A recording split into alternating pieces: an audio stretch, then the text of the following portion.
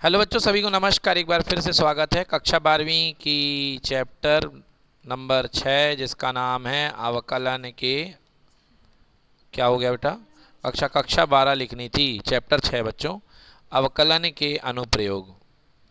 अवकलन के अनुप्रयोग। तो बच्चों इसमें हमको ये सीखना है, अवकलन के अनुप्रयोग में सबसे पहला हमने 6.1 प्रश्नावली कर ली थी जिसमें हमने सिखाया था आपको दर मापन। क्या सिखाया था?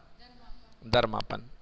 बेटा जो सेकेंड चैप्टर है ना, सेकेंड चैप्टर में जो हमको सवाल करने हैं वो है उच्च वर्धमान तथा ह्रासमान। वर्धमान तथा ह्रासमान फलन। फलन देखो बेटा, वर्धमान तथा ह्रासमान फलन का मतलब क्या होता है। पहले मैं आपके सामने एक फलन बना रहा हूं, ये देखो, ये यहाँ पे एक्स अक्ष है, ये वाई अक्ष है एक्स, और इस फलन पे जरा नज़र डालो। बेटा देखो यहाँ पे x की वैल्यू x1 है और यहाँ पे x की वैल्यू बढ़ गई, बताओ है ना, x2। तो मतलब x2 बड़ा है और x1 क्या है? छोटा है। अब x1 पर जो आउटपुट मिल रहा है, जो आपको मिल रहा है y का मान, वो कितना है? y1। और x2 पर बेटा जो y का मान मिल रहा है वो कितना है? y2 है ना। x1 पर y का मान y1 मिल रहा है और x2 पर y का मान y2 मिल रहा है। अब देखो आप, y1 और y2 में कौन बड़ा है? y2 बड़ा है। y2 बड़ा है y1 से, आया ना। y2 बड़ा है y1 से। तो बेटा ऐसा फलन जिसमें x का मान बढ़ने पर, x का मान बढ़ने पर y का भी मान बढ़े, x का मान बढ़ने पर y का मान भी बढ़े, ऐसे फलन को हम बोलते हैं वर्धमान फलन। क्या बोलते हैं बेटा? वर्धमान। तो सीधी सीधी बात है, x का मान बढ़ रहा है तो y का मान भी क्या हो रहा है? बढ़ रहा है। ये देखो, तो ऐसे फलन को बोलते हैं हम वर्धमान फलन। बोलो ठीक, क्लियर हुआ कि नहीं हुआ? अब आपने देखा कि x1 का मान छोटा है, x2 का मान बड़ा हो गया, और y1 का मान छोटा है और y2 का मान बड़ा हो गया। क्लियर कि नॉट क्लियर? तो यहाँ से आप लिख सकते हो कि यदि आप, हाँ तो बच्चों यहाँ से आप लिख सकते हो, क्योंकि x2 बड़ा है तो आप लिख सकते हो x2 माइनस x1। x बड़े में से छोटा माइनस करोगे तो क्या आएगा? धनात्मक आएगा ना, ग्रेटर देन 0। और y2 माइनस y1 भी क्या आएगा? धनात्मक आएगा ना, ग्रेटर देन 0। मतलब x2 माइनस x1 भी पॉजिटिव है और y2 माइनस y1 भी क्या है? पॉजिटिव है बेटा। तो दोनों पॉजिटिव हो गए अपने पास में। और अब हम बताते हैं delta y by delta x। Delta y by, जिसको हम dy बाई डी एक्स भी बोल सकते हैं। तो ऊपर भी पॉजिटिव है, नीचे भी पॉजिटिव है, तो बताइए पॉजिटिव आएगा कि नहीं आएगा? मतलब dy बाई डी एक्स का मान 0 से क्या होगा? बड़ा। यस, तो ये कहलाता है बेटा, इसको हम बोलते हैं वर्धमान फलन। क्या बोलते हैं? हाँ बेटा, ये फलन कहलाता है वर्धमान फलन। तो अब वर्धमान फलन बेटा दो प्रकार के होते हैं। वर्धमान फलन दो प्रकार के होते हैं। एक होता है एकदिष्ट वर्धमान फलन। क्या बोलते हैं? हाँ बच्चों, इसको बोलते हैं एकदिष्ट वर्धमान फलन। बेटा एकदिष्ट वर्धमान फलन का मतलब क्या होता है? एकदिष्ट का मतलब एक ही टोन पे, एक ही प्रकार से। जैसे तुम समझो ये वाला फलन देखो, ये देखो, ये फलन बेटा हर बिंदु पर आगे बढ़ रहा है। बोलो बढ़ रहा है कि नहीं बढ़ रहा है? हर बिंदु पर आगे बढ़ रहा है। ये फलन आपका है एकदिष्ट वर्धमान फलन, ठीक है ना। और दूसरा है सिंपल सामान्य वर्धमान फलन। सामान्य वर्धमान फलन। बेटा इसमें क्या सीन है? इसमें है एफ डैश एक्स, यानी कि जिसको d y by D x बोलते हो। D y by D x हर बिंदु पे 0 से बड़ा होगा। हर बिंदु पे क्या हो? 0 से बड़ा होगा। अब दूसरा देखना, आपको चित्र से समझ में आएगा बेटा। ये फलन गया और फिर इसके बाद में यहाँ पर ऐसा हो गया, ये ठीक है ना। और हमारे पास जो अंतराल है वो है ए से लेके बी। ए से लेके बी। देखो बेटा ध्यान से, बेटा यहाँ तक तो ये वर्धमान है, यहाँ तक ये वर्धमान है, मतलब एफ डैश एक्स क्या है? 0 से बड़ा है। और यहाँ पर बेटा ये नियतांक फलन हो गया। आपने पढ़ा होगा 11वीं क्लास में, नियत फलन। क्या बोलते हैं? नियत फलन। यहाँ पे फलन का मान कांस्टेंट हो चुका है और कांस्टेंट का अवकलन क्या होता है? 0 होता है। तो आप क्या लिख सकते हो? एफ डैश एक्स का मान 0 से बड़ा होगा या 0 से छोटा, नहीं बराबर। समझ गए? या तो 0 से बड़ा है या 0 से बराबर है। तो ऐसे फलन को बोलते हैं आप लोग सामान्य वर्धमान फलन। क्या बोलेंगे बेटा?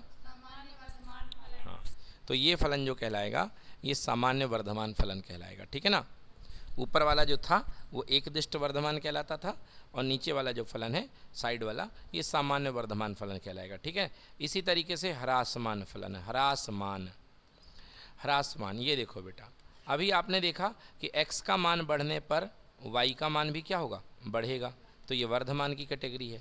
जैसे आप पढ़ाई के घंटे बढ़ाते जाओगे आपके अंक भी क्या होंगे, एग्ज़ाम में बढ़ते जाएंगे। आपने पढ़ाई के आवर्स बढ़ा दिए, आपके मार्क्स भी क्या हो गए, बढ़ गए। बोलो हाँ या ना। आपने पढ़ाई के आवर्स बता दिया, आपके मार्क्स भी बढ़ गए। अब देखो बेटा, बट यदि अब यहाँ पे दिखा रहा हूँ ह्रासमान फलन, आपने अगर टीवी देखने के या मोबाइल देखने के घंटे बढ़ा दिए तो अब आपके एग्ज़ाम में मार्क्स क्या आएंगे, बढ़ेंगे कि कम हो जाएंगे, कम हो जाएंगे। तो ऐसे फलन को जिसमें इनपुट बढ़ाने पर आउटपुट घटता है, समझ गए। अब ये देखो, आप x का मान बढ़ा रहे हो कि नहीं बढ़ा रहे हो, y का मान देखो बढ़ रहा है कि कम हो रहा है। ये देखो y का मान पहले ज़्यादा था और फिर y का मान क्या हो गया, कम हो गया। क्लियर कि नॉट क्लियर। हाँ, मतलब x तो बढ़ रहा है, मतलब डेल्टा x जो है पॉजिटिव है, मगर डेल्टा y क्या है, नेगेटिव है। तो इस तरीके से आप लिख सकते हो कि dy/dx का मान क्या होगा, लेस देन 0, क्योंकि ऊपर ऋणात्मक नीचे धनात्मक। तो ऐसे फलन को जिसमें dy/dx लेस देन 0 हो, इसको बोलते हैं हम ह्रासमान। अब ह्रासमान में बेटा दो ही कैटेगरी हैं, जैसे पहले बताया, ये कहलाएगा एकदिष्ट ह्रासमान। क्या कहलाएगा बेटा, एकदिष्ट ह्रासमान। ठीक है ना, देखो दो कैटेगरी बताई थी हमने, जैसे वर्धमान की, वैसे हम ह्रासमान की भी दो कैटेगरी बता रहे हैं। ह्रासमान की दो कैटेगरी है, पहला है एकदिष्ट, एकदिष्ट ह्रासमान। ठीक है ना बेटा, इसको इंग्लिश में बोलते हैं स्ट्रिक्टली डिक्रीजिंग। हमारे सर बहुत स्ट्रिक्ट हैं, है ना, बिल्कुल बिल्कुल नहीं मानते, होमवर्क ना करके जाओ तो बिल्कुल क्षमा नहीं करेंगे, है ना। स्ट्रिक्टली डिक्रीजिंग, डिक्रीजिंग मतलब कम होने वाला, स्ट्रिक्टली डिक्रीजिंग। और ये है एक, ये है सिंपल सामान्य ह्रासमान, सामान्य ह्रासमान। तो बेटा एकदिष्ट ह्रासमान देखो बेटा, एकदिष्ट ह्रासमान में क्या होगा बेटा, f' जो होगा वो लेस देन 0 होगा, या जिसको dy/dx बोलते हैं वो 0 से छोटा होगा, 0 से क्या होगा, छोटा। अब यहाँ पर dy/dx जो होगा 0 से छोटा होगा या 0 के बराबर होगा, है ना। इसका ग्राफ आप देख ही चुके हो, लगातार घट रहा है। इसका ग्राफ देख लो कुछ इस तरीके से, ये घटा और फिर ऐसा हो गया, है ना, ये घटा और फिर इसके बाद रुक गया, क्या हो गया, रुक गया। तो यहाँ पर जो आएगा इसका अवकलन 0 से छोटा आएगा और यहाँ पर अवकलन आएगा 0 के बराबर। तो दोनों को मैच करके मैं क्या लिख सकता हूँ कि f' जो होगा वो 0 से छोटा होगा या 0 के बराबर होगा। इसको हम बोलते हैं ह्रासमान फलन। बोलो क्लियर, सामान्य ह्रासमान, बिल्कुल सही। ठीक है ना। अब आइए देखते हैं बेटा, इसमें दो प्रकार के सवाल आएंगे, इसके चैप्टर में दो प्रकार के सवाल आते हैं। पहला सवाल दिया रहेगा, अंतराल दिया रहेगा, क्या दिया रहेगा, अंतराल दिया रहेगा और आपसे पूछेगा फलन का प्रकार बताओ, फलन का प्रकार पूछेगा, समझ गए ना। जैसे कोई अंतराल दिया रहेगा आपको, सपोज या तो खुला अंतराल मिले या बंद अंतराल मिले, और आपसे बोलेगा फलन का प्रकार बताओ कि फलन कैसा है, कि वर्धमान है या ह्रासमान है। दिए गए अंतराल में फलन का वर्धमान या ह्रासमान होने का पूछेगा। दूसरा सवाल कैसा रहेगा बेटा, इसमें दूसरा सवाल रहेगा कि आपको फलन का प्रकार बता दिया जाएगा, फलन का प्रकार बता दिया जाएगा, फलन का प्रकार बता दिया जाएगा और आपको एक अंतराल दे दिया जाएगा। क्या दे दिया जाएगा, अंतराल दे दिया जाएगा। उस अंतराल में आपसे पूछेगा कि बताइए कहाँ तक वर्धमान है और कहाँ तक ह्रासमान है। समझ गए। हाँ सॉरी, उल्टा बोल गया मैं। पहले अंतराल दिया जाएगा और पूछेगा कहाँ पे वर्धमान है कहाँ पे ह्रासमान है। दूसरे में आपको फलन का प्रकार बता दिया जाएगा, मतलब ये बता दिया जाएगा कि ये फलन वर्धमान है और ये फलन ह्रासमान है, उल्टा। और बोलेगा अंतराल बताओ, क्या बताओ, अंतराल यानी कहाँ तक। तो पहले में अंतराल दे करके फलन का प्रकार पूछेगा, दूसरे में फलन का प्रकार दे करके क्या पूछेगा, अंतराल। समझ गए। तो ये दो सवाल हैं, जिसमें दूसरा वाला सवाल थोड़ा सा मुश्किल है होता है, ये थोड़ा इम्पोर्टेंट भी होता है ना। बस आपको इतना ही पूछा जाएगा, एक अंतराल देख कर के फलन का प्रकार और दूसरा फलन का प्रकार दे करके अंतराल। चलिए आइए करते हैं पहला सवाल।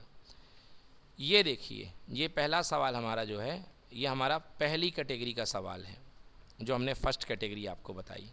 सिद्ध कीजिए आर, लो भैया अंतराल दे दिया गया है, आर मतलब माइनस अनंत से लेके प्लस अनंत, आर यानी सारी वास्तविक संख्याएं। मैं कह रहा है कि सिद्ध करो कि ये फलन जो है निरंतर वर्धमान है। निरंतर यानी एक दिष्ट, निरंतर मतलब एक दिष्ट, जो इसको मैंने बोला निरंतर, कभी न रुके, हर बिंदु पर वर्धमान हो, उसको बोलते हैं निरंतर वर्धमान। चलिए तो हल करते हैं। नंबर 1, बेटा आपको दिया गया है फलन कितना दिया गया है, एफ एक्स बराबर 3x प्लस 17, बोलो हाँ है ना, एफ एक्स बराबर 3x plus 17, F dash x निकाल लो। अच्छा x का मान लिख लो, x बिलोंग्स टू कितना r, ये ऐसे ना लिखना तो ऐसे लिख लो, x कहाँ से लेके माइनस अनंत से लेके प्लस अनंत, बोलो हाँ है ना। अब एफ डैश एक्स निकाला तो d by D x 3x plus 17, बेटा 3x का अवकलन कितना हो जाएगा, 3x का 3 हो जाएगा और 17 का कितना हो जाएगा 0, कितना आ गया बताओ, 3 0 से बड़ा है कि नहीं है, बड़ा है, मतलब डी बाई डी एक्स कह लो 0 से बड़ा आ रहा है कि नहीं आ रहा है। और जब भी फलन 0 से बड़ा होता है तो इसको हम क्या बोलते हैं, निरंतर वर्धमान। हाँ एक दिष्ट और निरंतर एक ही बात है बेटा, निरंतर वर्धमान कह लो या इसको एक दिष्ट वर्धमान कह लो, एक ही बात है, समझ गए। चाहे निरंतर वर्धमान बोल लो, चाहे आप उसको एक दिष्ट वर्धमान बोल लो, एक ही बात है। क्लियर हुआ कि नहीं हुआ। तो इस तरीके से ये जो फलन है हमारा निरंतर वर्धमान है या एक दिष्ट वर्धमान है। क्लियर।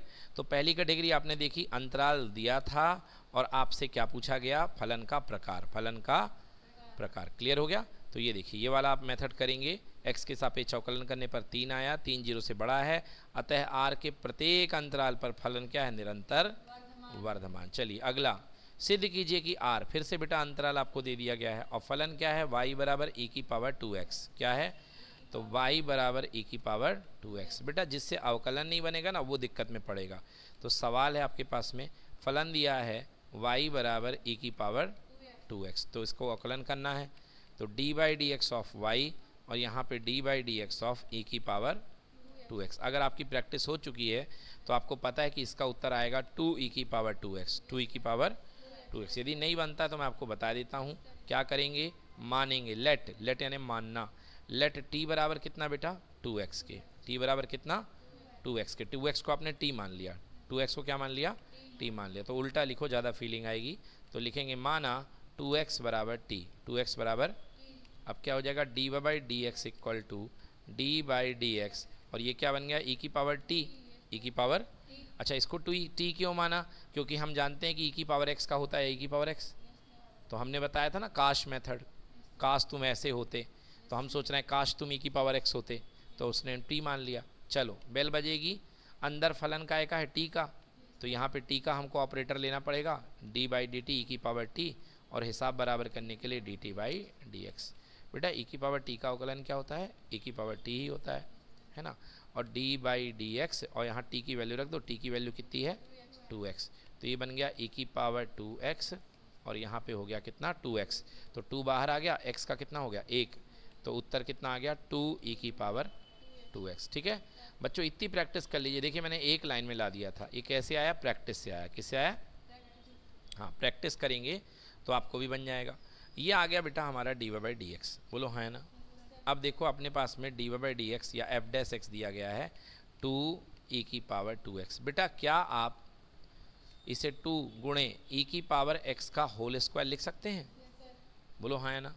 अब आपको पता होना चाहिए बेटा कि किसी भी नंबर का होल स्क्वायर हमेशा क्या होता है, धनात्मक, क्या होता है, और 2 भी क्या है धनात्मक, और e की पावर x 2x का होल स्क्वायर भी क्या होगा, और धनात्मक गुणे धनात्मक क्या होगा, धनात्मक होगा कि नहीं होगा, पॉजिटिव होगा कि नहीं होगा। तो मैं लिख सकता हूँ कि डी बाई डी एक्स जो है 0 से बड़ा है कि नहीं है, जो डी बाई डी एक्स का रहा है 0 से बड़ा है। ये देखिए सल कर दिया और डी सीधे लिख लिया, ये सब करने की कोई ज़रूरत नहीं है, सीधे लिखेंगे x के प्रत्येक मान के लिए एफ डैश एक्स 0 से क्या है, बड़ा है, हमने बताया ना बड़ा है, इसलिए r पर निरंतर क्या है, फलन वर्धमान है। क्या है बेटा, बोलो क्लियर हुआ कि नहीं हुआ। इस तरीके से r पर क्या है बेटा, ये फलन वर्धमान है। कोई दिक्कत, तरीके से बेटा हमको इसके सारे सवाल करने हैं। डन। चलिए बच्चों, एक पुरानी एक्सरसाइज का एक सवाल छूट गया था, समझ लीजिए, वो भी बड़ा आसान सवाल है। एक वस्तु की x इकाइयों के उत्पादन से संबंधित कुल लागत cx जो है बेटा वो ये दी गई है, ये cx है। आपको बताना है कि कुल उत्पादन आपका इतना हुआ है, तो आपको बताना है बेटा कि प्रदत्त है, आपको बताना है सीमांत लागत, ये कुल लागत है, ये क्या दी गई है, कुल लागत, और आपको सीमांत लागत बतानी है कहाँ पर, 17 इकाई। कहाँ पर, 17 इकाई, मतलब 17 जो आइटम बने हैं उस पर आपको सीमांत लागत बतानी है। तो बहुत ही सरल सवाल होता है बच्चों। सीमांत लागत का मतलब क्या होता है समझो। अगर आपको कोई फलन दिया गया है fx, समझ गए, fx क्या है, कुल लागत है, कुल लागत। तो बेटा सीमांत लागत के लिए, सीमांत लागत को करने के लिए आप क्या करो, इसका अवकलन कर दो। क्या कर दो, इसका अवकलन, और निकाल लो f डैश x। क्या बोल दिया, f डैश, और जितनी वस्तु पर सीमांत लागत बोली गई है उसको आप उसमें पुट कर दो। जैसे आपको इस सवाल में बोला गया, जैसे मान लो 17 वस्तुओं पर, कितने वस्तु पर, तो f डैश में जहां x है वहां पर क्या पुट कर दोगे, 17, तो उतनी वस्तुओं पर आपकी सीमांत लागत आ जाएगी। चलिए अब सवाल को करते हैं। ये देखिए हमारे पास सवाल है, तो सबसे पहले हमारे पास में सवाल का जो फलन है, इस बार f नहीं दिया है, इस बार c दिया है। क्या दिया है, cx दिया है। तो क्या करना पड़ेगा हमको, dc बाई dx करना पड़ेगा। करेंगे कि नहीं करेंगे, dc बाई dx। हाँ, t नहीं है बेटा, यहाँ पे x होगा, dc बाई x, dx होगा, है समय तो थोड़ा ना है, x के सापेक्ष होगा। चलो देखो, तो 0.007 x क्यूब है बेटा, x क्यूब का अवकलन क्या आएगा, 3x स्क्वायर आएगा, फिर x स्क्वायर का 2x आएगा, और x का 1 हो जाएगा यानी 15, और 4000 का 0 हो जाएगा। तो बेटा सॉल्व कर लो, 7 तियाँ 21 मतलब 0.021 एक्स स्क्वायर, 3 दूना 6 यानी 0.006, और प्लस कितना 15। अब आपको बोला है कितनी इकाइयों पर, 17 इकाइयों पर। तो ये जो बेटा आपके पास में सीमांत लागत आई है, c डैश x भी बोल सकते हो इसको, इसमें x के प्लेस पे क्या पुट कर दो, 17। क्या पुट कर दो, तो 0.0 सॉरी यहाँ थे 0.021 इंटू क्या था, एक्स स्क्वायर था, तो x के प्लेस में 17 का स्क्वायर, क्लियर। फिर माइनस 0.006 और x के स्थान पे कितना 17, ये पुट कर दिया, ये पुट किया, और प्लस का कितना 15। तो 17 का वर्ग कितना होता है, 289 होता है। तो 0.00021 गुणे 289 और ये गुणे 17 और ये 15, बोलिए आंसर कितना हो गया, 20.967। आ गया समझ में, ये आपका हो गया आंसर। क्या होगा आपका आंसर, कोई दिक्कत। तो इस तरीके से बेटा आप जो है सीमांत लागत निकाल सकते हैं, ठीक है ना। अगला क्वेश्चन भी बिल्कुल ऐसे ही है। ये देखो, ये टोटल रेवेन्यू है, टोटल कास्ट है, तो इसको अवकलन कर दिया, अवकलन कर दिया, और x बराबर कितना पुट कर दो, 7। तो यहाँ पे x की जगह 7 पुट कर दो, आपका आंसर आ जाएगा। डन। देखिए बेटा इसमें सवाल नंबर 7 क्या कह रहा है, एक आयत लंबाई x 5 सेंटीमीटर प्रति मिनट की दर से घट रही है। बेटा देखो ये आयत मान लो, तो ये आयत की किसी समय पे लंबाई x है, समझ गए। अब ये बेटा छोटा हो रहा है क्योंकि इसकी लंबाई घट रही है, लंबाई क्या हो रही है, घट रही है। तो dx बटे dt बराबर 5 सेंटीमीटर पर मिनट, बोलो हाँ है ना। ऊपर लंबाई है, नीचे समय है, लंबाई समय घट रही है तो लगाओगे माइनस, क्या लगाओगे, और चौड़ाई 4 सेंटीमीटर प्रति दर से बढ़ रही है, समझ गए ना। मतलब ये लंबाई वाला हिस्सा छोटा हो रहा है और चौड़ाई वाला बढ़ रहा है ना। तो चौड़ाई dy बाई, इसको y मान लो, क्या मान लो, y। चौड़ाई जो है dy बाई dt बराबर प्लस का 4 सेंटीमीटर पर मिनट, बोलो हाँ है ना। अब कह रहा है यदि x बराबर 8 है और y बराबर 6 है, तब आयत के परिमाप में परिवर्तन और क्षेत्रफल में परिवर्तन। तो पहले हमको परिमाप में परिवर्तन की दर निकालनी है। तो बेटा परिमाप यानी पूरी माप, परिमाप यानी पूरी माप। तो ये ऊपर वाला x है तो नीचे वाला भी x, और ये वाला y है तो नीचे वाला भी y। तो पूरी माप कितना होगा, 2x प्लस 2y, बोलो हाँ। x 2 बार और y भी 2 बार, तो पूरी माप 2x प्लस 2y, तो बराबर 2x धन y, x धन। तो बेटा परिमाप कितना हुआ, 2x धन y, ये हो गई परिमाप, समझ गए। तुमको निकालना है परिमाप में परिवर्तन की दर, dp बाई dt। तो 2 बाहर करो, अंदर अवकलन कर दो, तो dx बाई dt और प्लस dy बाई dt, समझ गए। चलो तो परिमाप का मान निकाल लो, 2 बाहर, dx बाई dt कितना दिया बेटा, -5, 5 और धन का 4, 5 में से 4 गए, 1 बच गया माइनस का, आंसर -2 सेंटीमीटर पर मिनट। आंसर देखो पहला -2 सेंटीमीटर प्रति मिनट। क्लियर कि नॉट क्लियर? अब निकालना है क्षेत्रफल में परिवर्तन, क्षेत्रफल की दर क्या निकालनी है? हाँ, तो क्षेत्रफल की दर कैसे निकालेंगे बेटा?